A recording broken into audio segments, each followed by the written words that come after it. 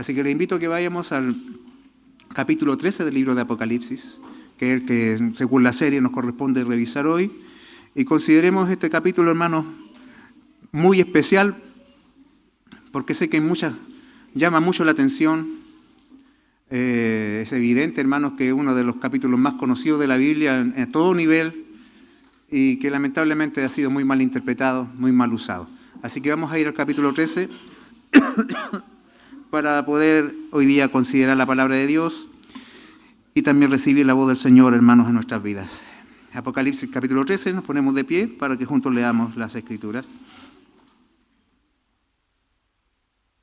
Y dice así: Me paré sobre la arena del mar y vi subir del mar una bestia que tenía 7 cabezas y 10 cuernos, y en sus cuernos 10 diademas y sobre sus cabezas un nombre blasfemo. Y la bestia que vi era semejante a un leopardo, y sus pies como de oso, y su boca como boca de león, y el dragón le dio su poder y su trono y grande autoridad. Vi una de sus cabezas como herida de muerte, pero su herida mortal fue sanada, y se maravilló toda la tierra en pos de la bestia. Y adoraron al dragón que había dado autoridad a la bestia, y adoraron a la bestia, diciendo: ¿Quién como la bestia, y quién podrá luchar contra ella? También se le dio boca que hablase cosas grandes y blasfemas, y se le dio autoridad para actuar 42 meses. Y abrió su boca en blasfemias contra Dios, para blasfemar de su nombre, de su tabernáculo y de los que moran en el cielo. Y se le permitió hacer guerra contra los santos y vencerlos. También se le dio autoridad sobre toda tribu, pueblo, lengua y nación. Y la adoraron todos los moradores de la tierra, cuyos nombres no estaban escritos en el libro de la vida del Cordero, que fue inmolado desde el principio del mundo. Si alguno tiene oído, oiga. Si alguno lleva en cautividad, va en cautividad. Si alguno mata a espada debe ser muerto. Aquí está la paciencia y la fe de los santos. Después vi otra bestia que subía de la tierra y tenía 2 cuernos semejantes a los de un cordero, pero hablaba como dragón y ejerce toda su autoridad de la primera bestia en presencia de ella y hace que la tierra y los moradores de ella adoren a la primera bestia, cuya herida mortal fue sanada. También hace grandes señales de tal manera que aún hace descender fuego del cielo a la tierra delante de los hombres y engaña a los moradores de la tierra con las señales que se le ha permitido hacer en presencia de la bestia, mandando a los moradores de la tierra que le hagan imagen a la bestia que tiene la herida de espada y vivió. Y se le permitió infundir aliento a la imagen de la bestia para que la imagen hablase y hiciese matar a todo el que no la adorase, y hacía que todos, pequeños y grandes, ricos y pobres, libres y esclavos, se les pusiese una marca en la mano derecha o en la frente, y que ninguno pudiese comprar ni vender, sino el que tuviese la marca o el nombre de la bestia o el número de su nombre. Aquí hay sabiduría. El que tiene entendimiento cuenta el número de la bestia, pues es el número de hombre, y su número es 666. Amén. Tome sus asientos, por favor.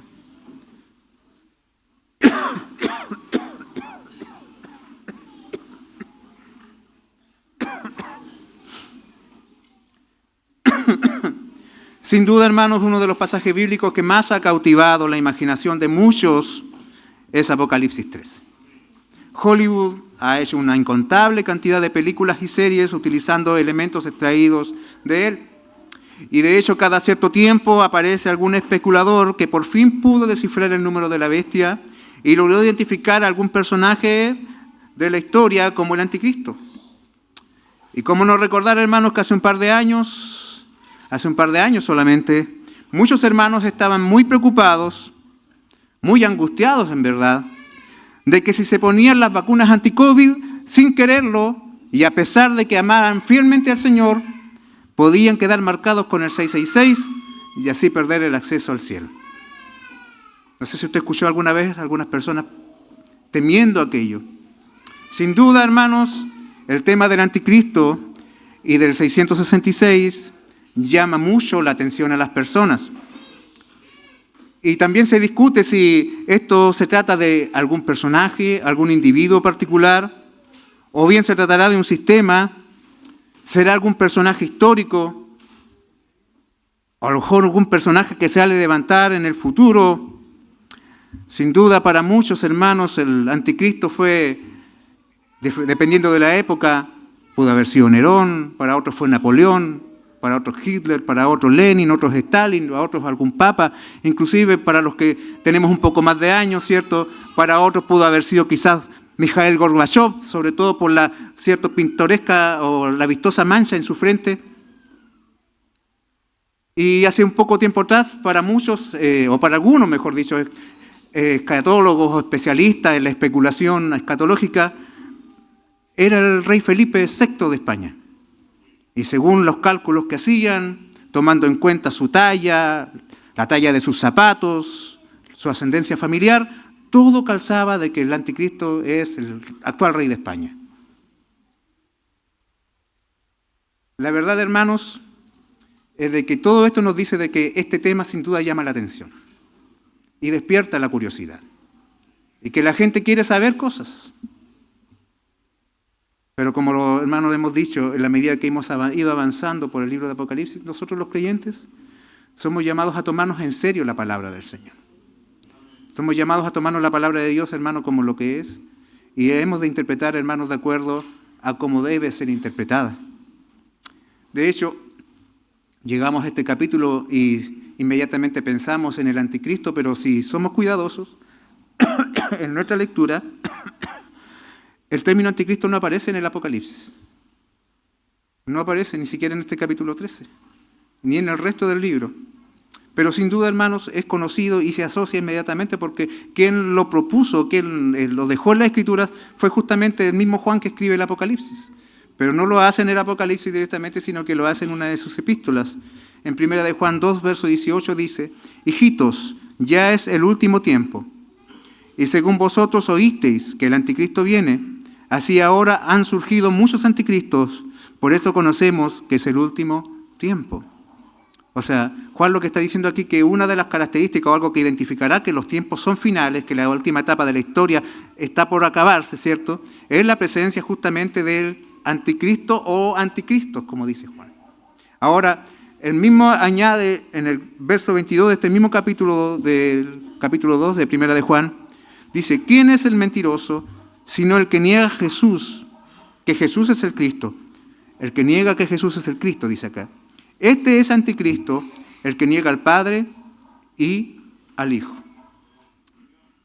Juan identifica al anticristo, hermanos, como aquel que niega a Dios el Padre y que niega la divinidad del Hijo. Y a lo largo de la historia, hermanos, de la Iglesia, muchos han caído en esa categoría. Muchos se han levantado, hermanos, que se han opuesto a Dios, que se han opuesto a Cristo, que se han opuesto a la sana doctrina. Y si hay una marca distintiva del anticristo, hermanos, es su oposición a la verdad de Dios. ¿Por qué? Porque dice que es mentiroso. Es mentiroso.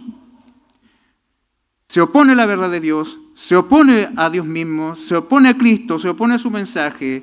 Y ahí, hermanos, nosotros podemos fácilmente, ¿cierto?, inferir que cuando nosotros nos observamos falsas doctrinas, esas falsas doctrinas no son el mero resultado de una incapacidad intelectual.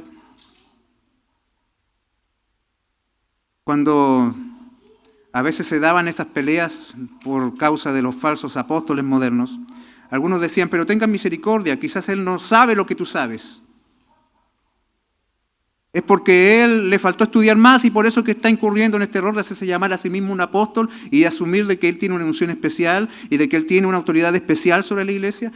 Ténganle compasión porque a lo mejor él simplemente está equivocado. La verdad es que, hermanos, ninguno de los falsos maestros llega a ser un falso maestro porque estudió poco o no tuvo los recursos para aprender. Es porque deliberadamente, hermanos, ha querido abrazar el error como verdad.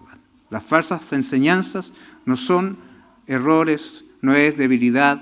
No, hermanos, no debiesen provocarnos compasión los falsos maestros. Esa es la verdad. Porque el que así actúa, hermanos, lo hace deliberadamente usando la mentira para negar a Dios, para negar su palabra, para negar a Cristo. Ahora, también el anticristo es mencionado con otros nombres en otros libros del Nuevo Testamento. Por ejemplo, Pablo en 2 Tesalonicenses 2, verso 3, le llama el hombre de pecado.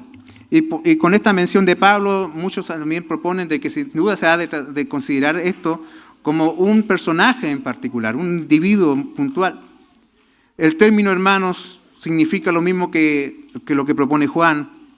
Es alguien que se opone a Cristo y que busca usurpar su lugar. que quiere tomar el lugar que le corresponde al Señor y que Él viene con su propia verdad.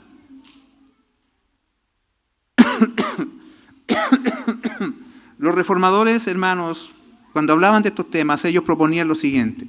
El anticristo no se trata tanto de un individuo en particular como lo puede ser también diferentes tipos de manifestaciones a través de la historia. O sea, el anticristo más que un individuo, más que un personaje, es una manifestación de oposición a Dios que puede también mostrarse a través de líderes políticos, religiosos, filosofías, ideologías que buscan suplantar el lugar del Evangelio del Señor.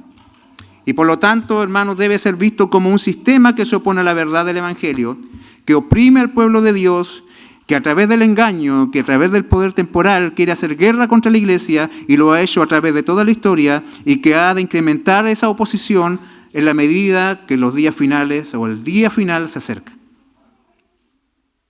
Entonces la postura reformada acerca de la idea del anticristo es más que un individuo puntual, como el rey de España o Napoleón. Se trata de un sistema y este sistema propicia la aparición de individuos puntuales en la historia que a través de toda la historia, no solamente al final de los tiempos, sino que a través de toda la historia, han manifestado su oposición a Dios, al Evangelio y a la Iglesia. Y a través de las mentiras, a través de falsas doctrinas, a través de ideologías, a través también del poder político y militar, han buscado destruir a la Iglesia. Amén. Esa vendría a ser, hermanos, como una posición equilibrada en torno a este tema y que sin duda desbarata todo el sensacionalismo que esto puede provocar. Ahora, cuando nosotros llegamos a este capítulo, el capítulo 13, hermanos, este capítulo 13 es como ponerle una lupa a un pasaje puntual, a un verso en puntual del capítulo 12. Usted sabe, ¿cierto? Ya lo hemos aprendido esto. Es una regla hermenéutica para acercarse al Apocalipsis, es entender el libro como algo cíclico, no es algo lineal, no vamos cierto, avanzando en línea recta hacia el futuro, ¿no? Sino que volvemos atrás para repasar un aspecto, viendo más detalles acerca de ese aspecto en particular. Y si nosotros, hermanos, recordamos el último sermón que vimos, ¿cierto? Acerca de la mujer, del dragón y el Redentor, ¿se acuerdan? En el último verso del capítulo 12, en el último verso, versículo 17 del capítulo 12 dice: entonces el dragón se llenó de ira contra la mujer. Usted se acuerda que simbolizaba a la mujer, ¿cierto? La Virgen María. No, la iglesia, ¿sí o no? La mujer es la iglesia. El dragón se llenó de ira contra la mujer, que simboliza la iglesia, y se fue a hacer guerra contra el resto de la descendencia de ella, los que guardan los mandamientos de Dios y tienen el testimonio de Jesucristo. Satanás, derrotado por la obra del Redentor, se ha propuesto en el tiempo que le queda hacer la guerra total contra todos los que guardan, como dice el verso 17 del capítulo 12, los mandamientos de Dios y tienen el testimonio de Jesucristo. ¿Cómo será esta guerra? ¿De qué se trata esta guerra? ¿Cómo se ha de ver? Eso es lo que nos muestra el capítulo 13. La guerra del dragón contra la iglesia es lo que nosotros vemos en amplificado en el capítulo 13. ¿Cómo lo hará? Lo hará a través de dos bestias. Una que sube desde el mar, otra que surge de la tierra. Ambas se oponen a la iglesia. Una representa la fuerza bruta, el poder, porque sale, hermanos, del mar, de la humanidad. Y la otra representa el engaño porque se presenta como poseedora de astucia, tiene imagen de cordero, pero habla como dragón. Por lo tanto, está capacitada con un poder intelectual, con una capacidad de filosofar, con una capacidad racional superior. Una afecta a la parte externa del ser humano, o sea, busca la muerte de la iglesia, y la otra influye en la mente, propiciando el engaño. Y si usted, hermano, y yo somos más sinceros, o sea, somos honestos en esto, yo creo que es más peligrosa la segunda que la primera. ¿Por qué? Porque esta logra, con sus engaños y mentiras, de que todos adoren a la primera bestia. Esa bestia que sale del mar es adorada al final porque la bestia que surge de la tierra logra con sus engaños hacer que la humanidad, los moradores de la tierra, usted sabe lo que significa eso, moradores de la tierra, ¿cierto? Ya sabe lo que significa esa frase. Aquellos que no pertenecen a Dios adoren a esa bestia. La otra, hermanos, es, ¿cierto?, un símbolo del gobierno humano, la que sale del mar. la que surge de la tierra, es símbolo de la falsa religión. Uno es conocido como el anticristo, el otro es conocido como el falso profeta.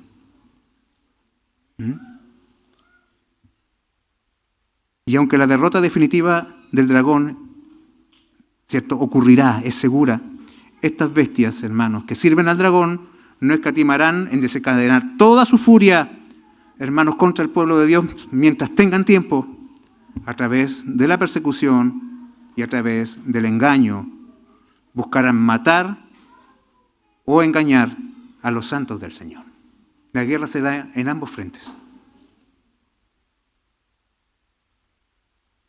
Sin duda, hermanos, cuando vemos todas las películas que se han hecho en torno a este capítulo, todas las especulaciones que han surgido en torno al capítulo 13, queda en evidencia, hermanos, cuánto ha fascinado este tema a los hombres. Pero nosotros, la Iglesia, debemos acercarnos a este capítulo utilizando el discernimiento, un discernimiento guiado por las Escrituras, guiado por la palabra del Señor. Pues este texto, hermanos, no fue dejado aquí por el Espíritu Santo para que los guionistas de Hollywood tengan con qué hacer películas. Este texto fue dejado aquí por el Espíritu Santo para animar a la Iglesia a perseverar, a permanecer firme. Es para exhortar a la Iglesia a que sean cuidadosos y que estén capacitados para discernir la verdad. Que tengan la capacidad de poder distinguir lo falso de lo verdadero. Porque Satanás, hermano, es muy sutil y cuidadoso a la hora de elaborar mentiras. No son grotescas mentiras. Muchas parecerían verdad. Y por eso es que son tantos engañados. Este capítulo está aquí, hermanos, para llamarnos a aferrarnos del Salvador que ha vencido. Para perseverar a través de la historia, hermanos, porque toda la historia nos dice de que estas bestias han estado rondando la iglesia, la han estado rodeando, han luchado contra ella. Hermanos, da la impresión que a veces han vencido a los santos. Pero, hermanos, la victoria definitiva pertenece a Cristo y a todos aquellos que están inscritos en el libro de la vida del Cordero que fue inmolado antes de la fundación del mundo. O sea, hermanos, la historia partió y la bendición de la iglesia es que nosotros partimos ganando al principio. Bendito sea el Señor. Lo primero que vamos a ver es aquella bestia que surge del mar. Del versículo 1 al 10 nosotros nos encontramos de que una visión de Juan justamente se concentra en esto. Juan, hermanos, da la impresión que él continúa con la revelación que partió en el capítulo 12 y dice que él está parado sobre la arena del mar y ve que desde el mar surge una bestia. Cuando habla de una bestia, hermanos, se traduce como un ser monstruoso, indescriptiblemente horrendo. Que tiene, dice acá, 10 cuernos y 7 cabezas. 10 cuernos y 7 cabezas. Esta descripción, si usted le revisa el capítulo 12, es la misma forma en que se describe al dragón. El dragón también tiene, hermanos, 10 cuernos y 7 cabezas. Aunque esta bestia no es el dragón, pero es idéntico al dragón. Es un ser diferente, pero es el reflejo de su imagen. Apocalipsis 12:13, hermanos, recordemos, dice, también apareció otra señal en el cielo, aquí un gran dragón escarlata que tenía 7 cabezas y 10 cuernos y en su cabeza 7 diademas. Recordemos, hermanos, que las cabezas y los cuernos con diademas representan poder, representan dominio, representan capacidad de gobernar, capacidad de influenciar. Es una representación del sistema de gobierno que opera en el mundo. Y se agrega, hermanos, de que sobre estas cabezas que ostentan diademas, usted sabe que las diademas son símbolos de autoridad. El que se le colocaba una diadema en la cabeza es porque él mandaba. Pero estas diademas, hermanos, fueron usurpadas, fueron robadas y la ostenta como diciendo, este gobierno es legítimo, pero no, es un gobierno ilegítimo, pero es un gobierno real al fin. Y vemos, hermanos, que sobre las cabezas, ¿cierto?, que ostentan estas diademas, están estos cuernos y sobre esos cuernos hay un nombre blasfemo. Un nombre blasfemo. Es decir, un nombre que se ha puesto allí para buscar la ofensa a Dios. Es un nombre que pretende ridiculizar a Dios y todo lo que Él representa. Para Juan, hermanos, esto no era un caso desconocido, porque en su tiempo, hermanos, se había inventado, y usted ya ha escuchado, ¿cierto?, quién era el emperador romano que gobernaba en esa época, Domiciano. Y Domiciano César, hermanos, propició una feroz persecución contra la iglesia acusando a los creyentes de ateos. ¿Ateos en qué sentido? Ateos, hermanos, en que ellos no confesaban el nombre que él se atribuía a sí mismo. ¿Cuál era el nombre, hermanos, que Domiciano usaba para hacer de que todo su imperio lo identificara y se refiriera a él? En latín, él se hacía llamar Dominus et Deus. ¿Qué significa esto? Señor y Dios. Y esto para un cristiano, hermanos, pronunciar este nombre es impensado. Es impensable que el creyente, hermanos, dijera, Domiciano es Señor y Dios. ¿Por qué? Porque ese es un nombre blasfemo, es un nombre que ofende a Dios. Hermanos, para el verdadero creyente solo existe un Señor y Dios. Solo un nombre que está por sobre los otros nombres. Filipenses 2:11 dice, toda lengua confiese que Jesucristo es el Señor para gloria de Dios Padre. Solo un nombre es Jesucristo, no Domiciano. Y esto hizo que la iglesia fuese perseguida por negar la divinidad del emperador. Por decir, no creemos de que el emperador es Dios. Por lo tanto, ateos. Un nombre blasfemo sobre las cabezas. En el caso puntual de la época en que Juan está escribiendo esta carta o este libro. Ahora, esto es algo que se ha repetido, hermanos, a través de toda la historia. Hombres que se arrogan títulos que son ofensivos para Dios. Usted conoce, hermanos, en parte conocemos la realidad de Corea del Norte, por ejemplo. Cómo son tratados los líderes de esa nación. Hay un culto a la persona del líder supremo del Partido Comunista Coreano. Hay un culto, por ejemplo, si usted ve las reuniones, si alguna vez las ha visto, cuando se televisan, hermanos, las asambleas generales del Partido Comunista Chino. El secretario general del Partido Comunista Chino es tratado como una deidad prácticamente.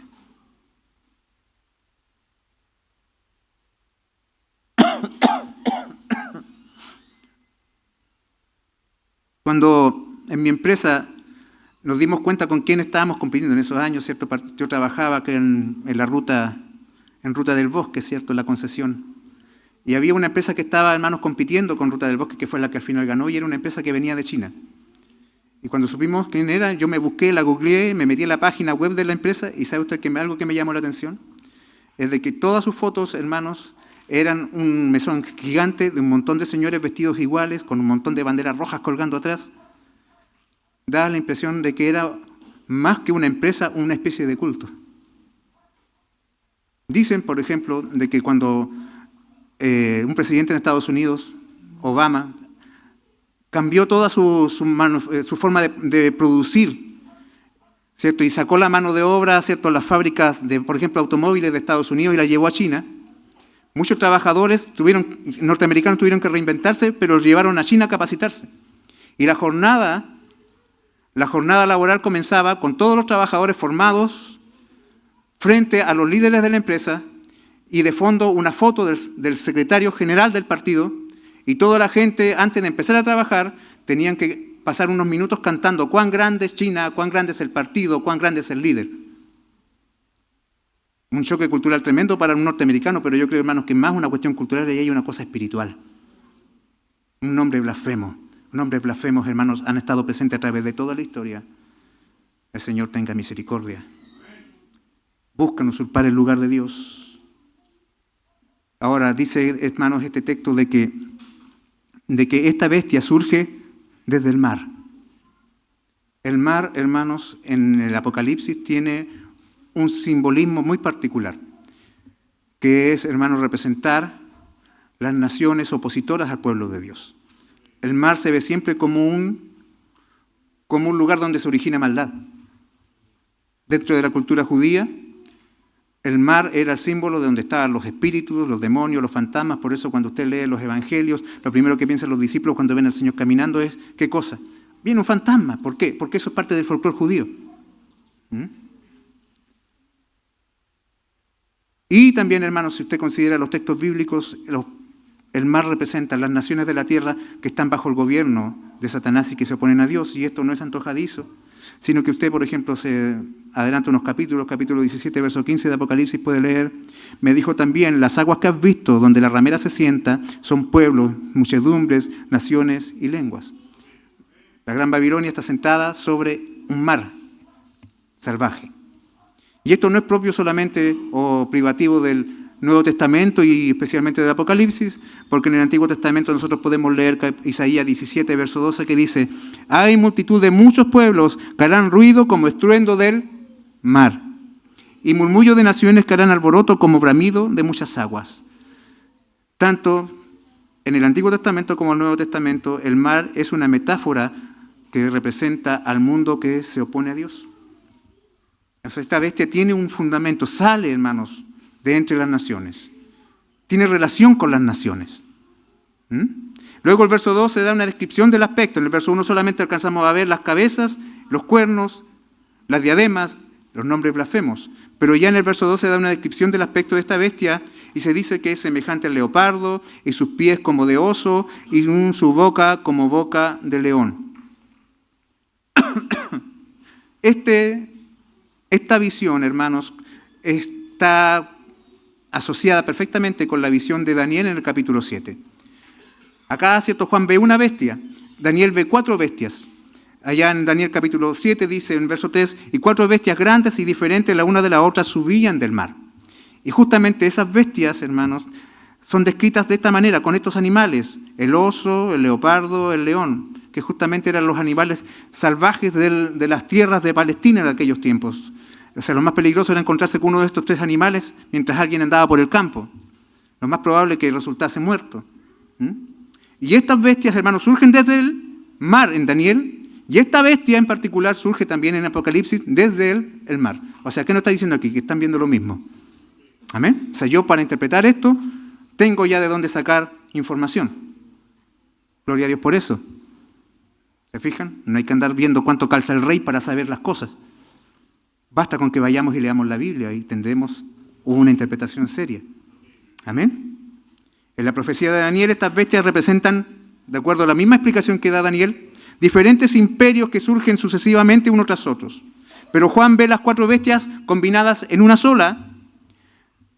Y aquí esta bestia, hermanos, compuesta, ¿qué simboliza? Lo mismo que simboliza en Daniel, pero de una forma mucho más completa.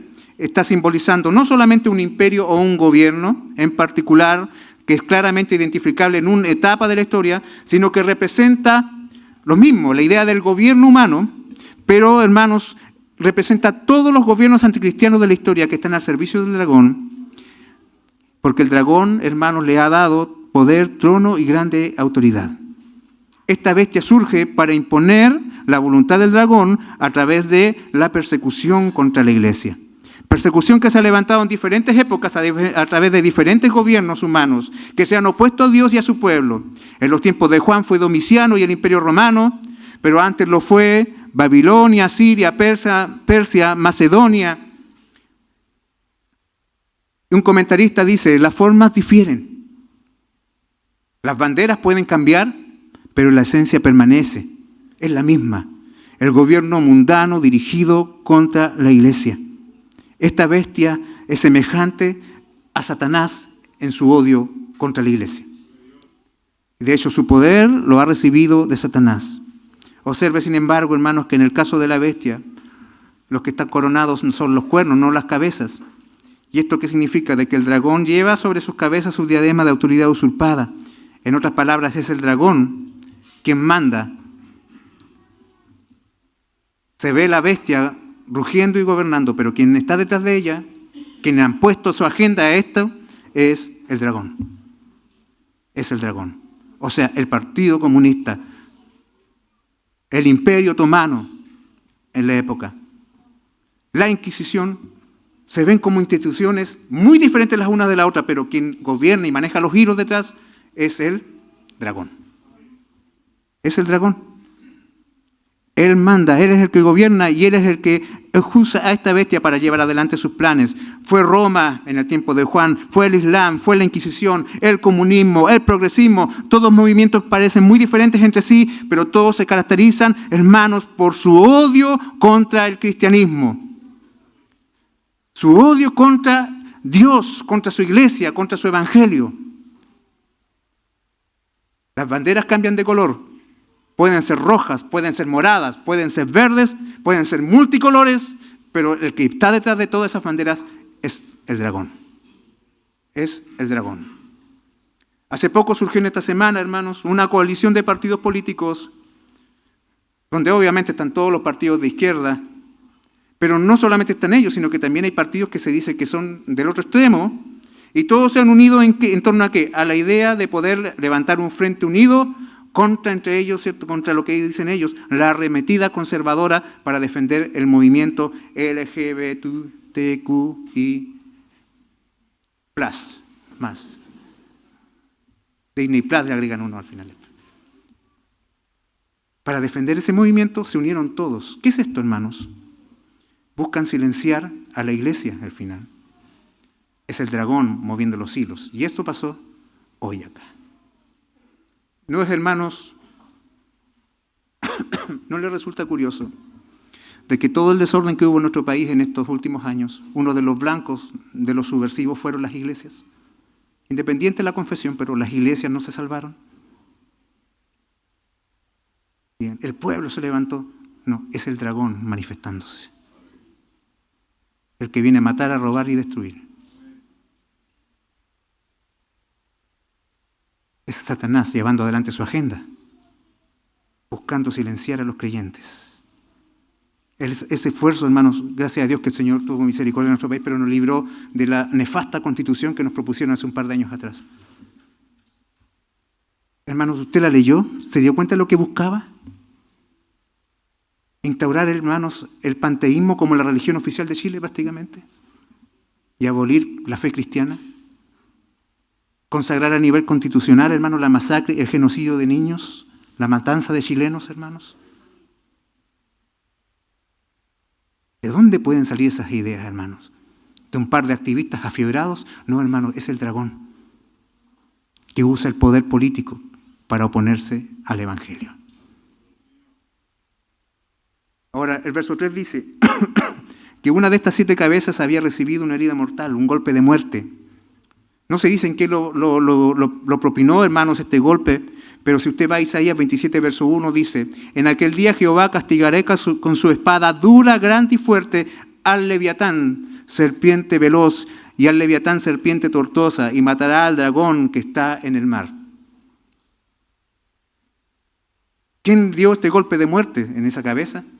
Sin duda, hermanos, nosotros podemos decir con plena tranquilidad de que las Escrituras cuentan claramente en el Génesis 3:15 de que Dios pronunció una maldición sobre la serpiente en el jardín del Edén, la cual, cierto, se manifestará en el hecho de que la simiente de la mujer aplastaría la cabeza de la serpiente. Y eso ocurrió. ¿Cuándo ocurrió? Ocurrió en la cruz. El golpe fue mortal, pero ¿sabe usted? Aunque el golpe es mortal, la serpiente todavía sigue coleteando. ¿Por qué? Porque está reservada para un día de destrucción definitiva. Pero mientras, hermanos, ¿sabe usted? Y esto es maravilloso. La bestia se ve imponente, se ve feroz, se ve terrible, pero ya está condenada a la muerte. Aunque aparentemente, hermanos, hay una obra milagrosa que le da vida, y le da vida, hermanos, esta bestia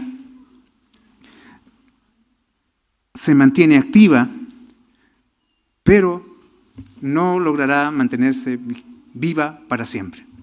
Ahora, ¿qué logra esto? Logra que mucha gente, hermanos, se asombre de esto. Ahora, si usted revisa el capítulo 13, se va a dar cuenta de los esfuerzos constantes que hace Satanás por parecerse a Dios, por parodiar las obras de Dios.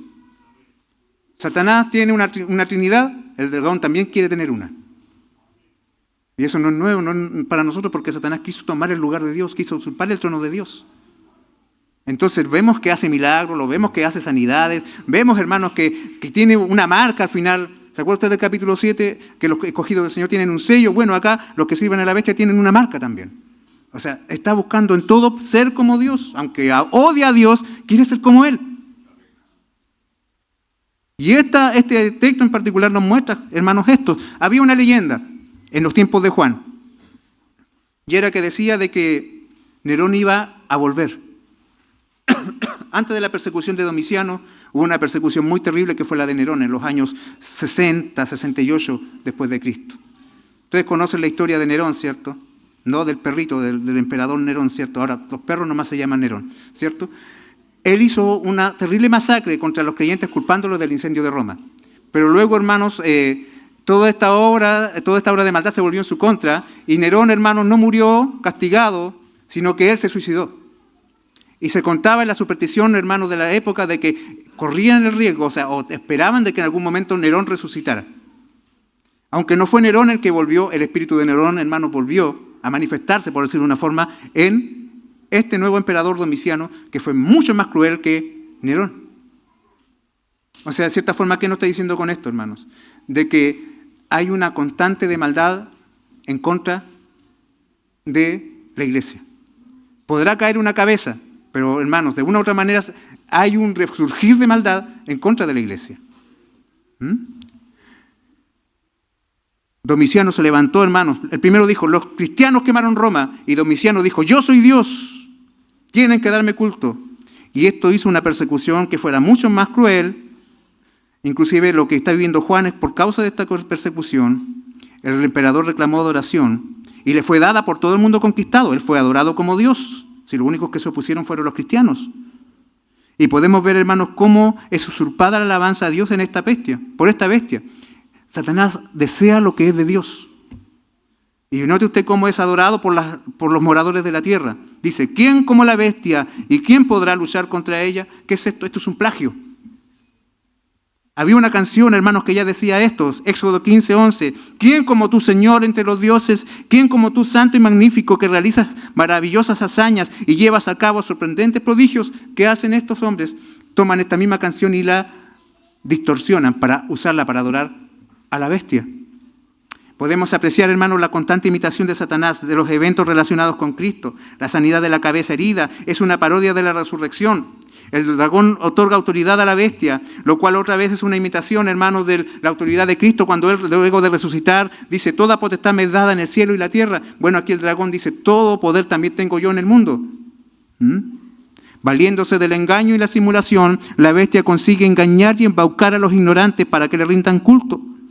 Vemos, hermanos, tan atrevido Satanás que hasta se atrevió a desafiar a Cristo ofreciéndole los reinos del mundo con tal de que fuese adorado. Satanás, hermanos, nunca ha renunciado a su deseo de usurpar la gloria de Dios. No se ha resignado a la derrota. Vemos en el verso 5, hermanos, de que dice que se le dio boca que hablaba grandes cosas y blasfemias. Y se le dio autoridad para estar 42 meses. Se le permitió hacer guerra contra los santos y vencerlos. Y también se le dio autoridad sobre toda tribu, pueblo, lengua y nación.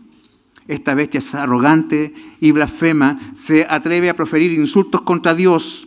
Y fíjese usted, contra los que moran en el cielo. ¿Qué es este término, los que moran en el cielo? ¿Son los ángeles? No, hermanos, es un término que está siendo usado aquí intencionalmente para hacer un contraste con el nombre de los que son seguidores de la bestia. ¿Cómo se le llama a los seguidores de la bestia? Los moradores de la tierra. Entonces estos, los que moran en el cielo, son la iglesia de Dios, son los santos del Señor, los que tienen una ciudadanía que no es de este mundo, sino que es la ciudadanía que está allá en los cielos.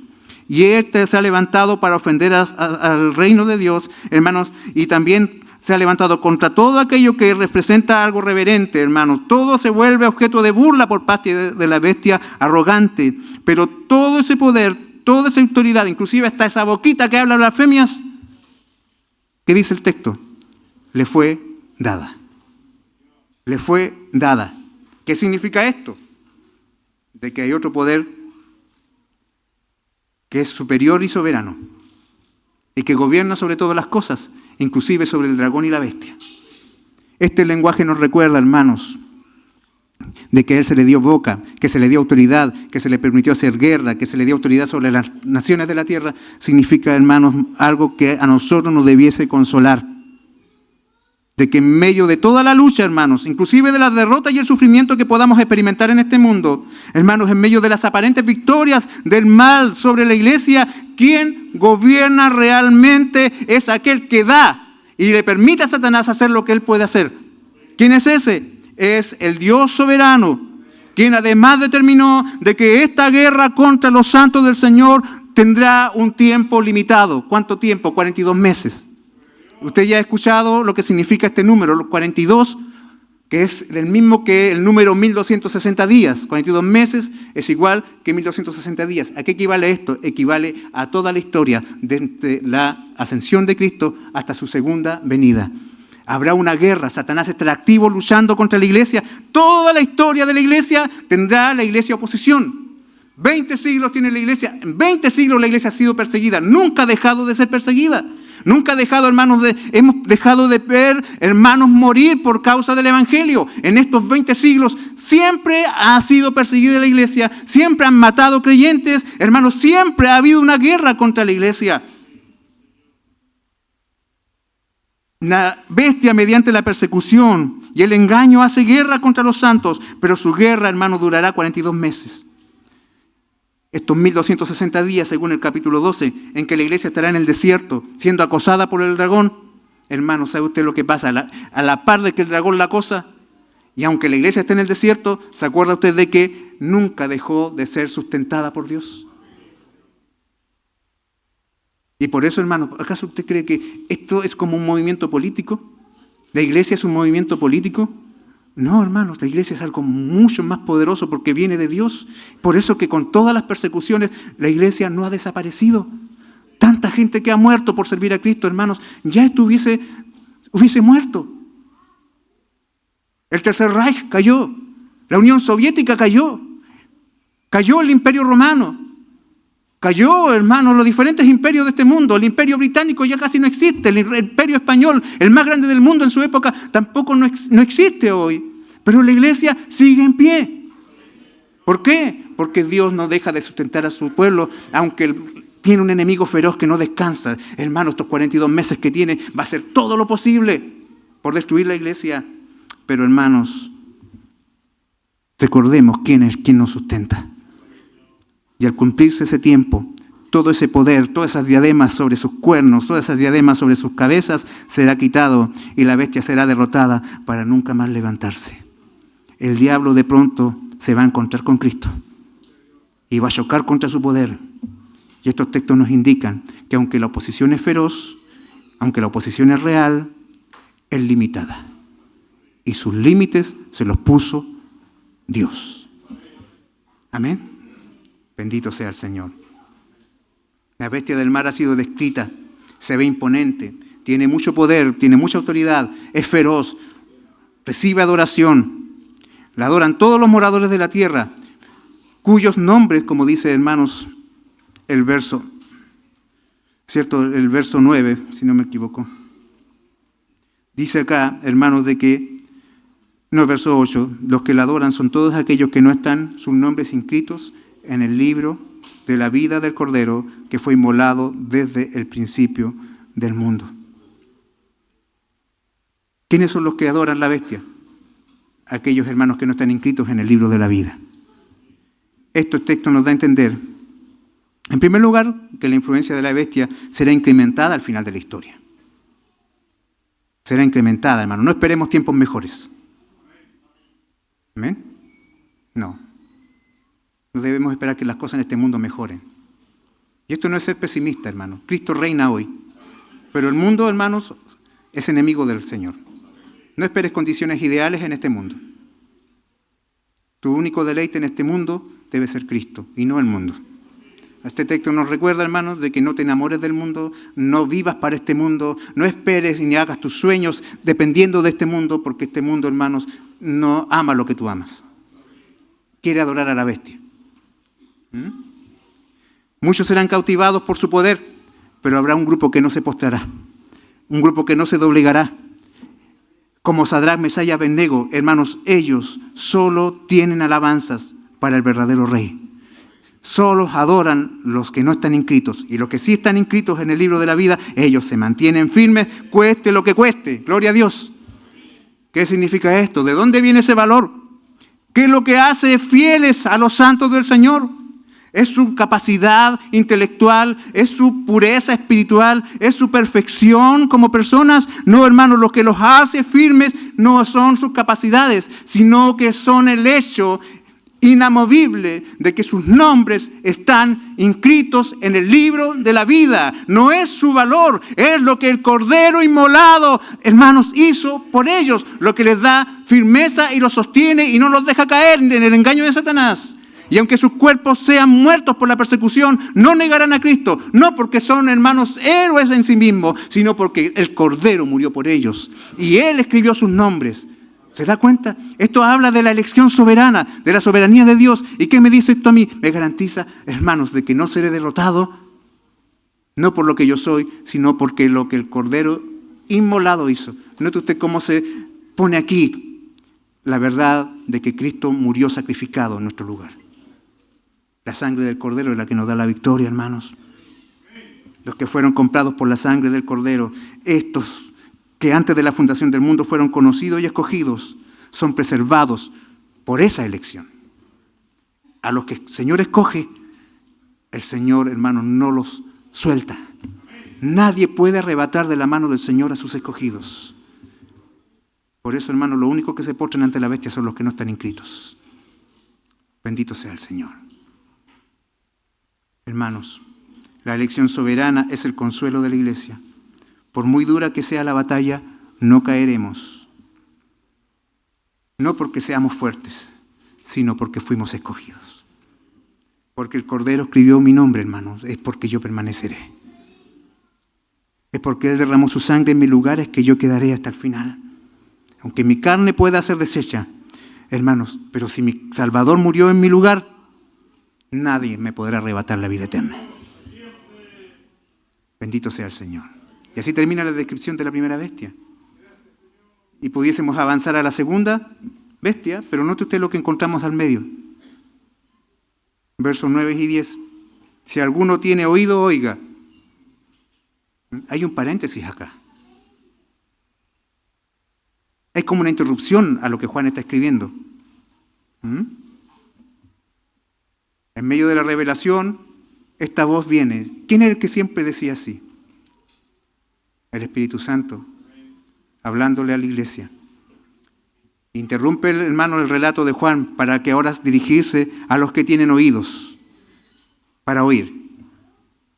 No los que tienen oídos de adorno, sino aquellos que tienen oídos para oír. Esta frase, hermanos, siempre se usó, y si usted se acuerda de los primeros sermones, los primeros capítulos de Apocalipsis se usó cuando el Señor se dirigía a las iglesias. Entonces, esta frase nos está diciendo que lo que viene a continuación es un mensaje para la iglesia.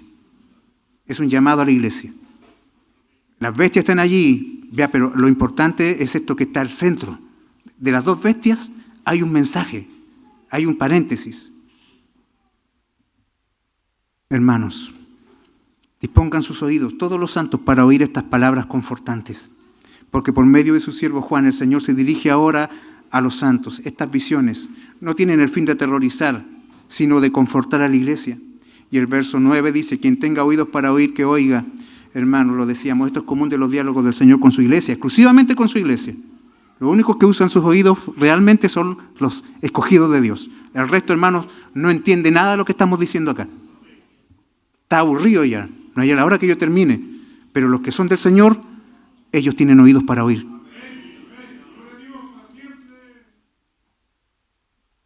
Bendito sea el Señor. Hermano, aproveche que todavía puedo predicar una hora. Quizás no sé cuánto tiempo voy a poder seguir así. Pero, hermano, lo que estamos diciendo acá, el Señor quiere decirle algo a su iglesia. El Señor quiere que usted ponga atención. Hay un paréntesis para que en medio de estas revelaciones tan asombrosas haya un momento de intimidad del Señor con su pueblo. La iglesia está rodeada de feroces y horribles monstruos que la quieren asolar, pero el Espíritu Santo habla a su pueblo, la voz se hace oír. Hermano, dígame usted que ha tenido momentos tristes, cuando ha estado angustiado. Cuán precioso es que lo llame un ser querido y le dé palabras de consuelo. Aunque eso no tiene, hermano, que le digan, no sé, mi amor, estoy contigo, tenga fe. o cierto, hijo, sigamos adelante, no te derrumbes, o mi hermano, estoy orando por ti. Quizás esas solas palabras no tienen la capacidad de cambiar tu realidad. La enfermedad está, la tristeza sigue, la dificultad permanece.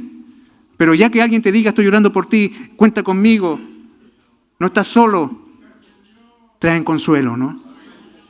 Qué glorioso, hermano. Bestias horrendas alrededor de la iglesia, rodeando la iglesia, para destruir la iglesia. Pero allí el Señor tiene una palabra de consuelo para su pueblo.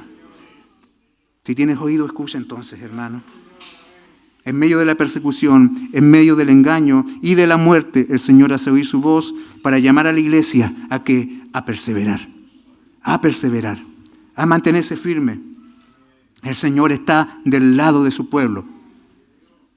El Señor está del lado de su iglesia.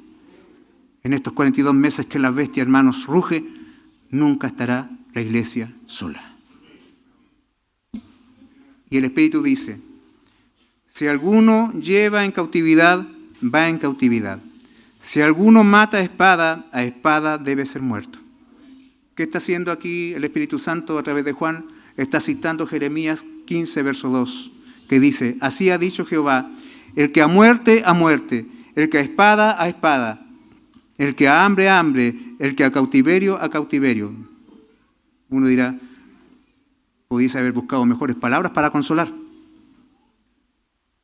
Pero son palabras de consuelo. ¿Cómo puede ser esto de consuelo? Esto indica, hermano, en primer lugar, de que el Señor nunca niega la posibilidad del sufrimiento mientras le servimos.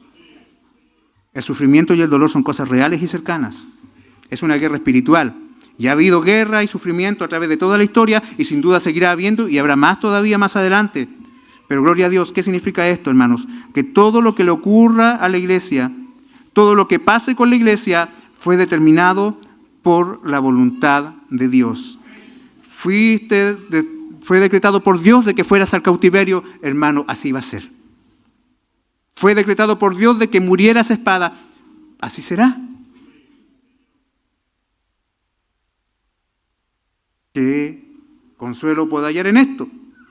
Hermanos, de que mi sufrimiento no es porque Satanás ganó.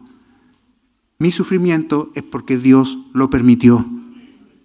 Y por lo tanto, hermanos, en eso puedo ser consolado porque un Dios bueno siempre permitirá cosas buenas. Un Dios bueno siempre hará cosas buenas, aunque sean dolorosas, pero serán buenas si vienen de Dios. Y eso es maravilloso, hermanos, que así sea. Que se haga la voluntad del Señor siempre. Todo está incluido en el decreto de Dios. El enemigo podrá destruir los cuerpos de la iglesia, podrá encarcelar a los hermanos, el que a cautiverio, el que ama de morir espada, que muera espada. Algunos dicen, esto significa de la venganza del Señor. Sí, también significará eso también, hermanos. Yo creo que es posible.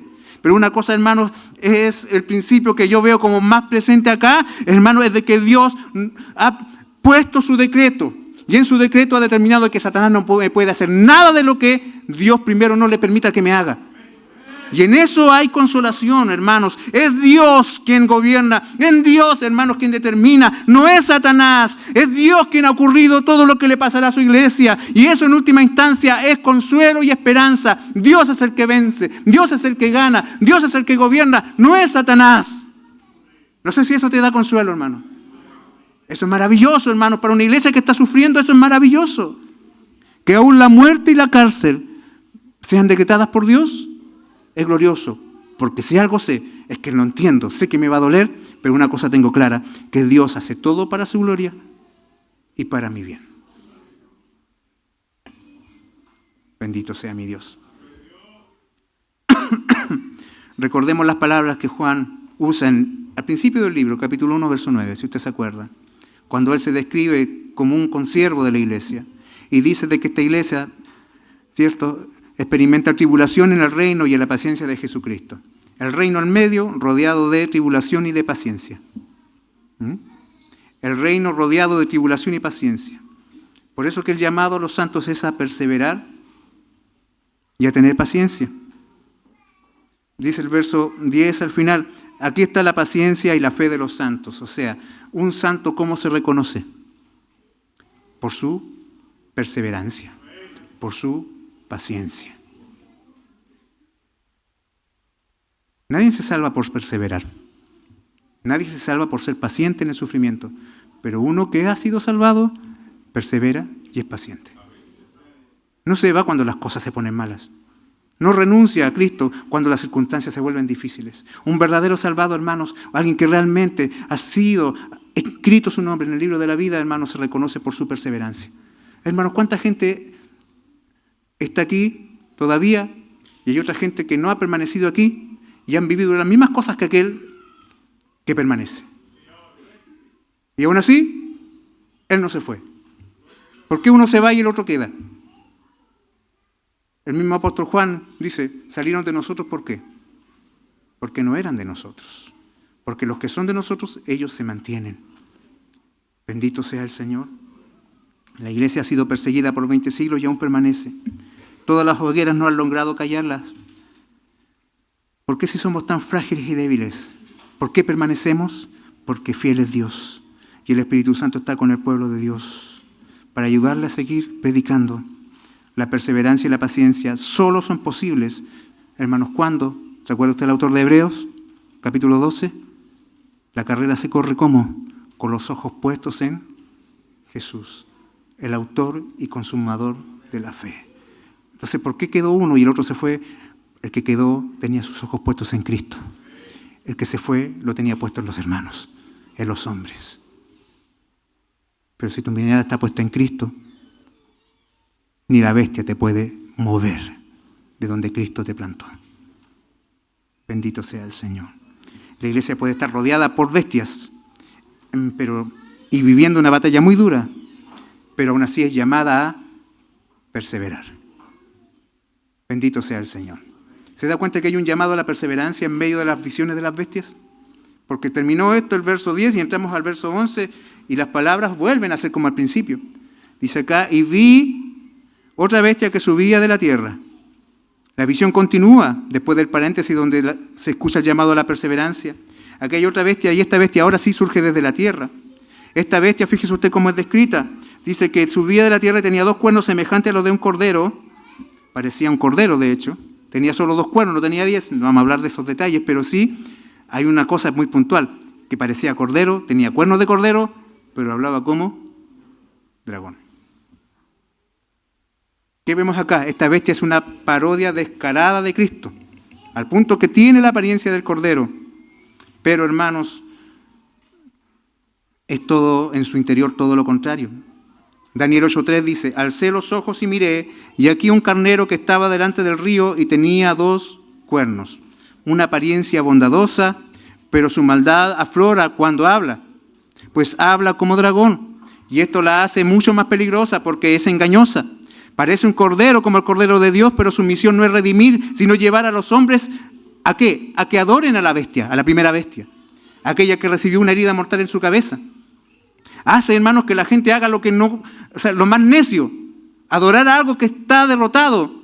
Pero este tiene tal poder de convicción que hace que la gente adore lo que no merece adoración, los convence de que es bueno adorar. Y eso habla de la capacidad que tiene esta bestia de elaborar un engaño tan sofisticado que hace que lo bueno, o sea, que lo malo parezca bueno, que lo estúpido parezca lógico. ¿Se da cuenta? La misión de la segunda bestia es mover al mundo a la adoración de la primera bestia. Y ambas bestias están al servicio del dragón. Como lo vimos al principio, uno desde el punto de vista político y secular y la otra desde el punto de vista religioso y espiritual. ¿Se acuerda usted que Pablo dice en 2 Corintios 11, verso 14, que Satanás es experto en mimetizarse? Es un maestro del disfraz, tanto así que se disfraza como ángel de luz y consigue engañar. Esta bestia, si bien la primera bestia simbolizaba todos los poderes políticos que se han opuesto a la iglesia, esta bestia simboliza todos los falsos profetas que en todas las épocas de la era de la iglesia han venido contra la iglesia vestidos de ovejas, pero en el fondo son lobos rapaces. Esta bestia quiere sustituir el evangelio de Cristo que salva por una fe falsa, por una filosofía que ofrece al hombre lo que éste desea. Hace atractivas, hermanos, y deseables al hombre todas las cosas que la primera bestia ofrece. Y luego de satisfacer sus deseos, hermanos, inclusive dice que tiene un poder tal que hace descender fuego del cielo. O sea, sigue parodiando, sigue simulando algo que no es, inclusive que puede lograr milagros como los que hizo ¿quién? profeta Elías. O sea, es un poder muy, muy llamativo, hermanos. Ahora, yo me acuerdo que hubo un tiempo en que hubo una fiebre por lo sobrenatural en las iglesias. ¿Cuántos sanaron en tu iglesia en este culto? Ninguno. Ah, tu iglesia entonces no tiene poder de Dios. Oye, en la iglesia de allá sí que pasan cosas extrañas. Hay gente que sana, hay gente que habla de esta manera, pasan cosas raras. Inclusive, un hombre le hizo crecer el brazo a otro. ¿Y se acuerda de un tiempo que hasta llovía oro en algunas iglesias? ¿Qué nos dice esto, hermano? De que la gente siempre le gusta le gusta el show, le gusta el circo, le gusta lo milagroso, le gusta lo sobrenatural. Y hermano, una cosa tú debes saber, no todo lo milagroso y sobrenatural está relacionado con Dios. Cada vez que nosotros encontramos en el libro de Hechos obras milagrosas ocurriendo, de todos los capítulos de Hechos, hermanos, ¿cuántos milagros usted leyó? Estamos hablando de la iglesia primera, están ahí Pedro, está ahí Pablo, están los apóstoles, no hay un Pedro, no hay el Pedro de verdad, el primer Pedro de los Pedros estaba allí. ¿Cuántos milagros pasaban? ¿En todos los capítulos había milagros? No. Un par de veces hubieron milagros. ¿Y para qué? Para certificar la validez del Evangelio, no más que eso, no era para entretener a la gente. Pero hermano, fíjese usted, lo milagroso no está asociado necesariamente con Dios. El poder engañoso también tiene poder para hacer obras sobrenaturales y engañar. Lo vimos, hermanos, en el Éxodo, cuando está el faraón y ahí hay hombres que son capaces de hacer que sus varas se convierten en serpientes, ¿se acuerda? ¿Se acuerda usted que Pablo llega a una isla a predicar y al lado del gobernador había un mago? O sea, es cierto, ¿se acuerda? Y después cuando estaban, ¿cierto?, los siervos de Dios allá en Samaria,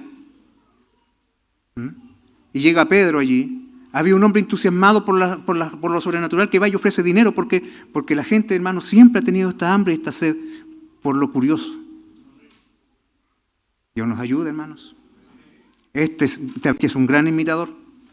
Realiza milagros incomparables a los de los siervos del Señor, pero, hermano, lo milagroso no es garantía de presencia de Dios. Amén. No es que Dios esté allí, de que pasen cosas sobrenaturales. De hecho, el mismo Señor en el Sermón del Monte de los Olivos, Mateo 24, verso 24, dice: porque se levantarán falsos cristos y falsos profetas y harán grandes señales y prodigios, de tal manera que engañarán, si fuere posible, aún a los escogidos. Estos hombres buscan distraer a los hombres para apartarlos de Dios. Esta bestia quiere apartarlos de Dios. Hermanos, esto es un llamado a la iglesia, ¿qué? Al discernimiento. A que no te dejes engañar por lo vistoso, sino que vayas a lo profundo. Que todo lo que estés escuchando, que todo lo que estés viendo, que todo lo que ves en la tele, cuando estés haciendo zapping y se te ocurra meterte en los canales evangélicos, hermanos, primero ve si la Biblia corrobora aquello. Lo que estés escuchando, ¿qué dice la Escritura? Adiestra tu entendimiento, fortalece tu capacidad de reconocer lo verdadero. Ejercítate en la Escritura para que no seas engañado. Porque el objetivo de Satanás no solamente es entretener a la masa en el circo, sino que él busca engañar hasta a los escogidos si fuera posible. O sea, Satanás, hermano, no va a descansar. Su meta es esa. Obviamente, Dios nos defenderá, pero fíjese usted, esa es su meta, esa es su empresa. El Señor nos ayude. Hermanos, se decía que en esos tiempos muchos sacerdotes del emperador, para convencer a los pueblos que adoraran al emperador, hacían muchos trucos que parecían milagros. Hacían, para un tiempo, hermano, en que la ignorancia era lo común, la gente que sabía leer era muy escasa, que llegara alguien que había conocido o aprendido a manejar ciertas características de algunos productos químicos y generara, hermano, un poco de fuego sin un par de palos, eso era asombroso. Y de hecho algunos hermanos aprendían a desarrollar la habilidad de la ventriloquía, ¿cierto? Ventriloquía, no me acuerdo, pero eso de hacer hablar algo inanimado, porque yo estoy proyectando mi voz a eso. Y mucha gente, hermanos, muchas de estas personas, hermanos, aparentemente hicieron hablar la estatua del emperador. En Pérgamo se levantó una estatua y estos sacerdotes aparentaron esto y la gente, hermanos, dijo: oh, esto es milagroso. Y hay de aquel que no adore la estatua del emperador. Al que no la adore, le matamos. ¿Se ha fijado usted que el poder espiritual siempre va acompañado del poder político para luchar contra la iglesia? Dios nos ayude, hermanos. Ahora, es tanto el poder de que esta bestia tiene que logra esclavizar a multitudes de hombres, grandes, pequeños, ricos, pobres, libres y esclavos. Y él, ¿cierto?, demanda de que solo aquellos que en su mano derecha y en la frente, si tienen la marca de la bestia, ellos son los únicos que pueden comprar y vender. Los únicos que caben dentro de su círculo son los que se han identificado con la bestia. Abarca todo tipo de personas y habla de la mano derecha y de la frente. Otra parodia de los santos. ¿Se acuerda usted dónde los judíos se escribían los mandamientos de Dios? ¿Dónde los llevaban? En su mano derecha y en una cajita en su frente. Satanás quiere lo mismo para él. Que sean identificados de esa manera. O sea, él quiere controlar la mente del hombre, los pensamientos del ser humano, a través de ideologías, a través de filosofías, a través de mentiras, pero también quiere, hermanos, que las acciones de los hombres estén identificadas con sus enseñanzas falsas. Es una falsificación, hermanos. La bestia propulga una falsificación del sello de los santos del Señor. Capítulo 7, el Señor mandó a poner un sello a sus escogidos. La bestia manda aquí de que solamente podrán comprar y vender aquellos que lleven su marca en su frente y en su mano. Esto significa, hermanos, algo también muy particular, de que hay una diferencia explícita entre los que son de Dios y los que no. Así como el sello iba en la frente de los escogidos, la marca de la bestia también va en la frente de los que son rechazados por Dios. No hay términos medios aquí. O sea, el que es de Dios tiene que vivir como uno que le pertenece a Dios. Los hijos de Dios se han de ver como tal, han de vivir como tal, porque los hijos de Satanás se ven como lo que son. Hay diferencia entre el uno y el otro. No hay términos medios. El que no ama a Dios le aborrece. La verdad, hermanos, y esto es maravilloso, de que alguna vez todos quizás le pertenecimos a Satanás en algún tiempo. Pero gloria a Dios por ese libro que fue escrito antes de la historia, porque vino el Señor y ahora nos hizo suyos. Según de Timoteo 2:19 dice, pero el fundamento de Dios está firme teniendo este sello. Conoce el Señor a los que son suyos. Y apártese de iniquidad todo aquel que invoca el nombre de Cristo. ¿Se fija usted? Soberanía de Dios, responsabilidad del hombre juntas. Este es el sello. Dios conoce a los suyos. Estos son míos. Y esos que son míos se apartan de iniquidad porque invocan el nombre de Cristo. Dios marca los suyos y los guarda para siempre. La marca de la bestia es un símbolo de propiedad y es un símbolo de lealtad. Es más que una señal física, es un compromiso espiritual con la bestia.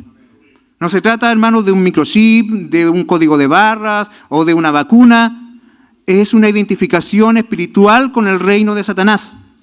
Es una aceptación deliberada a la predicación del falso profeta. Es un sometimiento, hermanos, libre al gobierno del anticristo. Recibir la marca de la bestia es adorar la bestia. Es someterse a ella. O sea, se trata de un estado espiritual, por eso habla de adorar. Es un estado espiritual de sometimiento al enemigo de Dios. Y esto, cierto, trae ciertos beneficios. Y quizás por esos beneficios hay gente que se entrega. El único que tiene la marca puede comprar y vender. O sea, hermanos, el que vive para el diablo puede disfrutar de las cosas de este mundo con libertad. Y muchos por los placeres de este mundo dicen, prefiero quedarme donde estoy y no servir al Señor. Hermanos, hay de aquellos que aman más las cosas de este mundo que a Cristo. Hermanos, el incrédulo es un esclavo del diablo. Y ese anticristo, ese espíritu del anticristo está manifestado especialmente en ese individuo que piensa, en lo que dice, en lo que hace. Por eso que la marca está en la frente, está en la mano. Lo que él piensa, en lo que habla, cómo toma sus decisiones, cómo hace las cosas, cómo desenvuelve su vida. Todo dice de que él está identificado con Satanás. Por eso, hermanos, ¿de dónde empieza Satanás a trabajar? Si no es en los centros intelectuales de las naciones, donde están los pensadores más influyentes. Todo parte desde allí. Por eso, hermanos, tú no busques llenarte solo de conocimiento, llénate de Cristo, para que cuando llegues al conocimiento sea tu escudo contra la mentira y el engaño. Los que son de Dios Prefieren perder todo lo de este mundo. No importa que no pueda comprar ni vender. No importa que los placeres de este mundo yo no los pueda disfrutar porque ya tengo todo lo que necesito. Y ese es Cristo. Ese es Cristo. Los que son sellados por Dios están seguros, le pertenecen a Dios, Él los conoce y los protege. Amén. El verso 18 indica, hermanos, un dato que es muy particular. Dice que aquí hay sabiduría. El que tiene entendimiento cuenta el número de la bestia, pues es un número de hombre y su número es 666.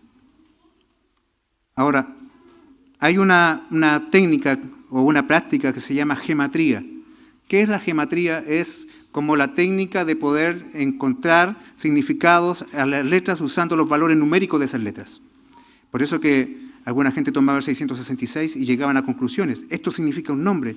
Yo me acuerdo cuando yo era chico, uno tomaba el 666 de muchas formas y podía llegar a la suma final que decía Vicarius Filii Dei. Pero antes, por ejemplo, gente tomó los mismos números y llegó a la conclusión de que ahí eso apuntaba un nombre. Si yo le doy valor a las letras según los números, me salió Napoleón.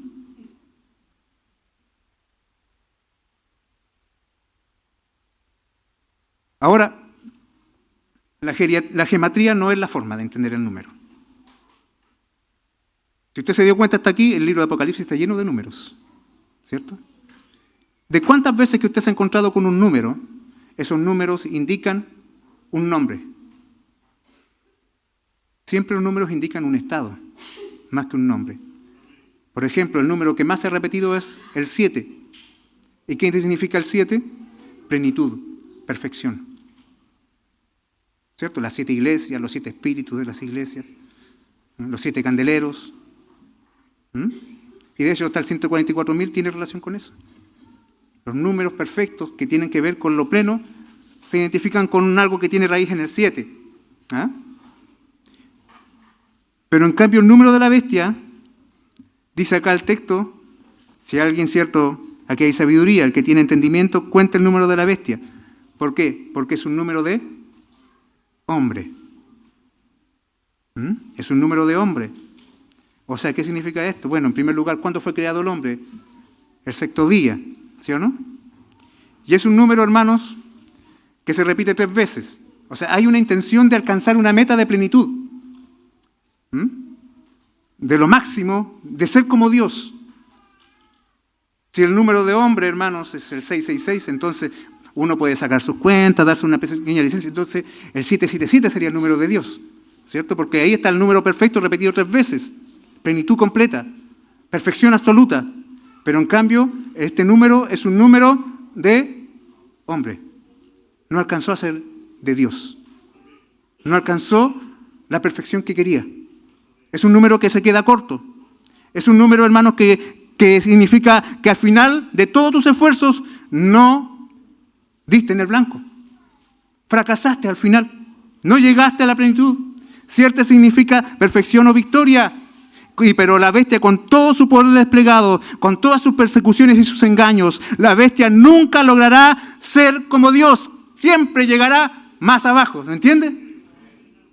O sea, esto no se trata de Hitler, no, hermano, no se trata de quién es, sino que se trata, hermanos, de mostrarnos el estado de la bestia al final.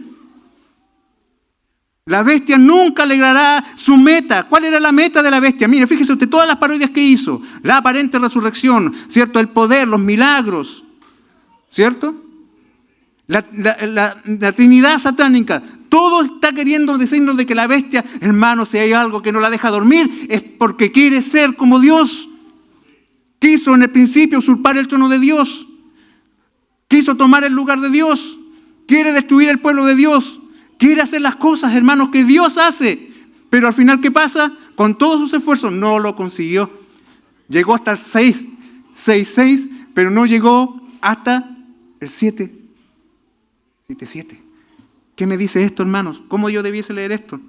De que a pesar de todas sus aspiraciones y de todo el poder ostentado, hermanos, nunca logró lo que se propuso. Y al final fracasa. Al final fracasa. El Imperio Romano desapareció. Hitler fue derrotado. Lenin es una momia.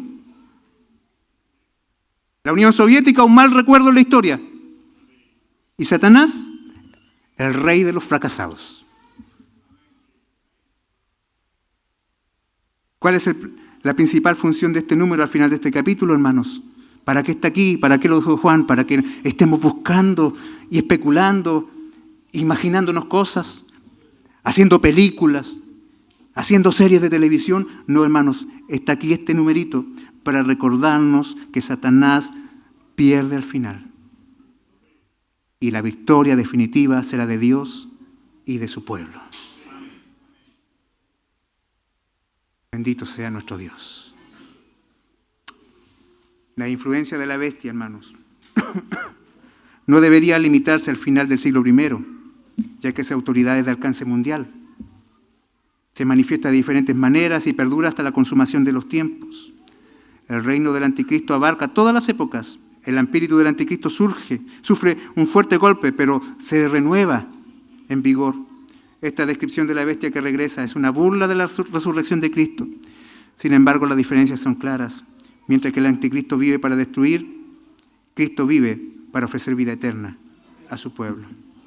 Hermanos, la iglesia siempre ha sufrido a través de la historia. La bestia se ha manifestado como imperio, como reyes, como gobernante, como partido político, como ideología, como falsa religión, y ha derramado la sangre de nuestros hermanos. Pero, hermanos, recuerda los versos 9 y 10. Nadie muere sino porque Dios así lo ha decretado. La bestia puede ser muy poderosa y feroz, pero solo puede hacer lo que le es permitido por nuestro Dios. El soberano es Dios y no el dragón. Hermanos, recuerda esto, el soberano es Dios, no el dragón. Hermanos, por lo tanto, debemos vivir vigilantes y sobrios.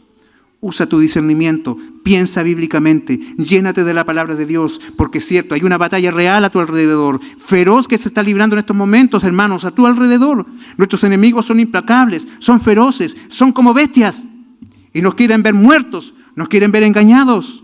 Hay mucha mentira a nuestro alrededor. Hermano, no seas engañado. Los cristianos de la iglesia primitiva sabían, hermanos, que la falsa doctrina era mucho más peligrosa que la persecución. Las bestias quieren nuestro fracaso. La jornada se va a poner más difícil, hermanos, pero somos llamados a perseverar. Y aunque estemos rodeados de bestias, confía en tu Señor que te ha llamado su Hijo. Él no te abandonará. Regocíjate, iglesia. La victoria es de tu Señor, y si es de tu Señor, es tuya también. Para la bestia es fracaso tras fracaso. ¿Se acuerda el capítulo 12? 3 veces la bestia fracasó en un solo capítulo. El capítulo 13 nos repite la misma visión. Al final fracasa.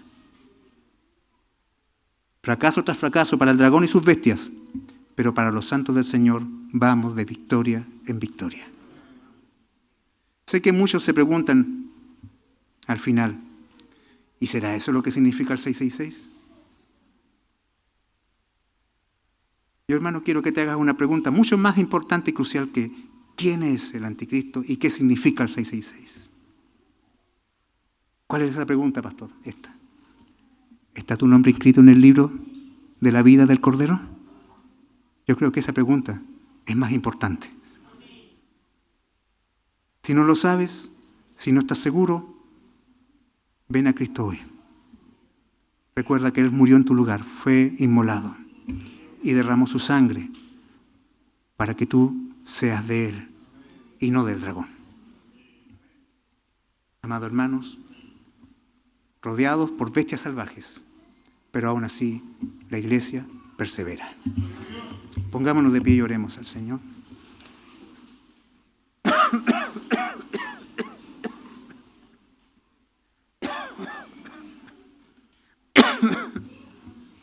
Amado Dios, cuán grande es tu nombre, cuán grande tu victoria, cuán poderosa tu obra.